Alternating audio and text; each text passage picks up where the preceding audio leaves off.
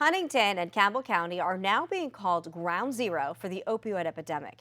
And the case against the drug manufacturers, it's getting a new life. That's right, Gina. And after losing in U.S. District Court, the case, it was appealed and overturned. And now, well, it's heading back to District Court. Well, our Gil McClanahan is breaking this down for us and also has reaction on this new development.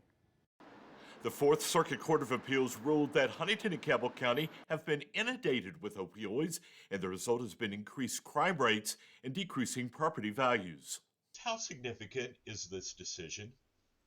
It's pretty significant. This is a decision, this is the first time in the opioid litigation that a court of appeals has reaffirmed the viability of public nuisance claims against someone in the distribution chain for opioids. The 2022 District Court ruling stated at the time the state's common law of public nuisance did not cover the sale and distribution of the dangerous prescription drugs.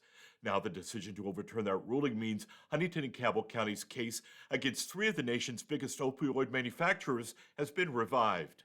That we could bring a public nuisance claim, and that these defendants who are distributors of opioids had a duty to monitor and look out for drugs that are being diverted to non-medical use. The need outweighs the supply tremendously. Recovery Point CEO Gene Preston says more people in the area need treatment for their addictions. While there is no settlement offer on the table, he says cases like this would provide the money to increase addiction help.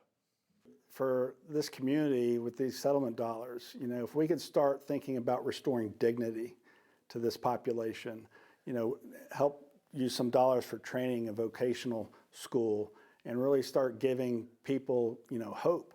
Keith Rice is getting treatment for an opioid addiction. He's hoping any settlement money will go straight to the recovery community. And for them to have to pay back to the families that the opioids have destroyed, I feel that this is necessary. While the drug companies disagree with the ruling, the case is headed back to U.S. District Court, where it will be up to the judge in the case to decide the next move. This case is expected to be settled sometime next year. In Huntington, Gil McClanahan, Eyewitness News.